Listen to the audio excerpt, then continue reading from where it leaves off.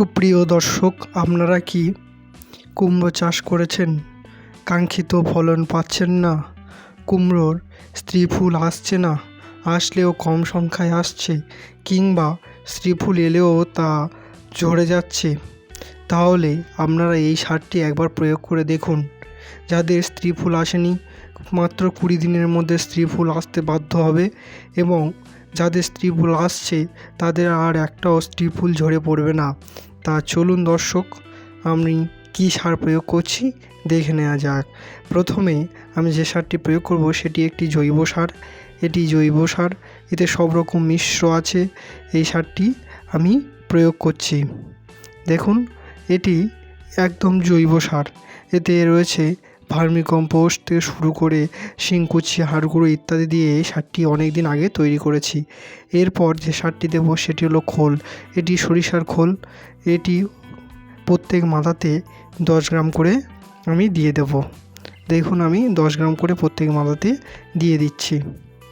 এইভাবে আপনারা দিয়ে দেবেন। এরপর যে সারটি দেবো এটি একটু রাসায়নিক সার। এটি রয়েছে ইউরিয়া। ইউরিয়া সবজি জাতীয় গাছের অত্যন্ত নাইট্রোজেন সমৃদ্ধ খাবার দিলে খুব সুন্দর বাড়ে, অর্থাৎ এর মাথার ডোগের সংখ্যা বৃদ্ধি হবে, এবং যত ডোগ ছাড়বে তত পরিমাণ কুমড়ো স্ত্রী ফুল পড়বে। এরপর দেবো বোরন। এটা বোরন, টোটাল 20% বোরন। এই বোরনটি আমি দিয়ে দেব।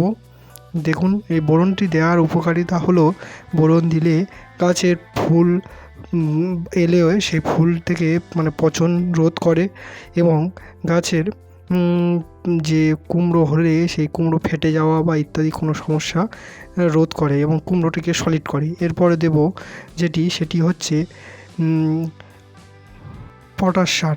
এই পটাশ সার গাছের অত্যন্ত সমৃদ্ধ। এই পটাশের কাজ হচ্ছে, যে ফুলগুলি ঝরে যাচ্ছে, যেগুলি আর থাকছে না গাছে, সেগুলিকে পটাশ সার দিলে গাছে ধরে রাখবে। দেখুন, আমার কুমড়ো গাছের পাতাগুলো কত সুন্দর।